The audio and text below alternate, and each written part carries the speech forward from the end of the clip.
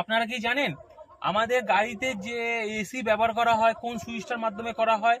চলুন আজকে সেই জিনিসটা আপনাদের এই ভিডিওর মাধ্যমে দেখিয়ে দেবো। আসুন। তো যখন আমাদের গাড়িতে এসি ব্যবহার করা হয়, এই যে পোর্শনটা থাকে এইখানটায় আমাদের এসি সুইচ আছে, এইটা একদম।